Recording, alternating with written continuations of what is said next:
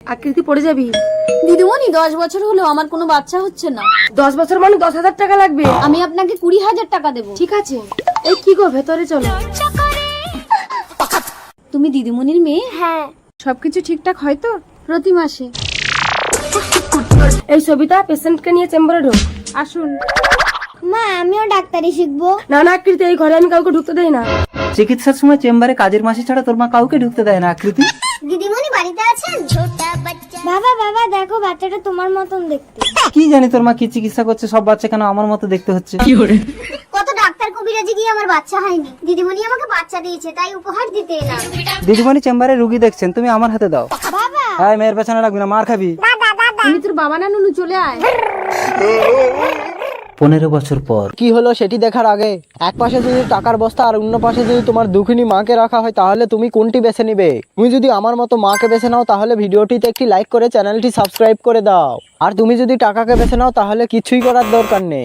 জানি জানো বাবা, মেয়েকে আমার পছন্দ হয়েছে। মা, আমি ছেলের সাথে একটু পার্সোনাল কথা বলতে চাই। আকৃতি, তোরা এই ঘরে ঢুকে কথা বল। ও এসো তো। এই ওঠো। দিদি, তাহলে আগামী রবিবার কিন্তু বিয়েটা হচ্ছে। একমত। বৌমা, 2 বছর হয়ে গেল তোমার তো কোনো বাচ্চা কাচ্চা হচ্ছে না। তোমার মা তো দেশ দুনিয়ার মানুষকে চিকিৎসা করে বাচ্চা করে দিচ্ছে। যাও তোমার মার কাছে গিয়ে চিকিৎসা করো। দিদিমণি, কি হয়েছে? দিদিমণি আমার বাচ্চা আপনার স্বামীর মতো দেখতে হয়েছে বলে তাই আমার স্বামী আপনার স্বামীকে সন্দেহ করছে। আমার স্বামী কি তোমাকে স্পর্শ করেছিল? না, কিন্তু আমার স্বামী পুলিশ তো, তাই পাওয়ারটা একটু বেশি। কুচকু চলে আয়। মা, আকৃতি, 2 বছর পর আসলি। আয় আয় আয়। মা আমার বাচ্চা হচ্ছে না বলে আমার শাশুড়ি তোমার কাছে চিকিৎসা করতে পাঠিয়ে দিয়েছে। না, আমি তো চিকিৎসা করতে পারবো না। কেন? আমার শাশুড়ি তোমাকে টাকা দেবে। কোটি টাকা দিলেও আমি তো চিকিৎসা করবো না। কেন বাবা? আমি জানি না।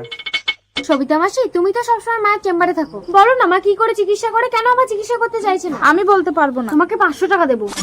তাহলে যা যা বললাম একটু ভুল করলেই কিন্তু দিদিমণি ধরে ফেলবেন। তাহলে আজ আমি রুগী আর তুমি দিদিমণির হেল্পার। গলা নকল করো। দিদিমণি, আমার বাচ্চা হচ্ছে না।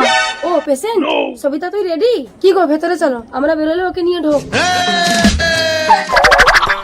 ভেতরে এসো। এই বাচ্চা তুমি নিজের ইচ্ছায় নিচ্ছ তো?